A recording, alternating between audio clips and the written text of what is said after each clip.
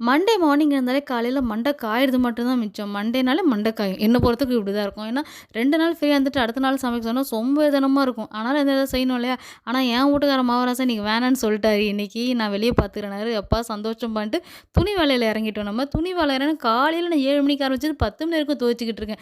துவைச்சு முடிச்சதுக்கப்புறம் என்னத்த சமைக்கிறதுன்னு தெரியாம உட்காந்துட்டு இருந்தேன். அப்படியே நான் வந்து கம்பு மாவு கஞ்சி குடிச்சிட்டு, அப்படியே பாப்பாவுக்கு வந்து தோசையும் பொடியும் வச்சு குடுத்தேன். தம்பி மதியானம் வீட்டுக்கு வந்துருவா போல, அதனால ஈஸியா முடிச்சுக்கலான்னு சொல்லிட்டு ஒண்ணா பண்ணலான்னு யோசிச்சேன். சரி நம்ம இருக்கறதுக்கு தக்காளி தொக்கு, அதே பண்ணிடுவோன்ற ஐடியால இருந்தேன். காலையில என் வீட்டுக்காரர் வந்து இந்த தர்பூசணி கட் பண்ணி வச்சுட்டு போனாரு. அது ஏன் சும்மா கிடக்க வேணாம். அது அப்படியே இருந்தாலும் அழுவி தானே போகும்ன்னு சொல்லிட்டு, அத அப்படியே ஒரு மிக்ஸில ஓட்டுன்னு ஓட்டி, ஃப்ரிட்ஜில தூக்கி தள்ளிட்டு பாப்பாவுக்கு குளிப்பாட்டிட்டு, அவளுக்கும் சாப்பாடு குடுத்து தொரத்தி விட்டேன் ஸ்கூல்ல.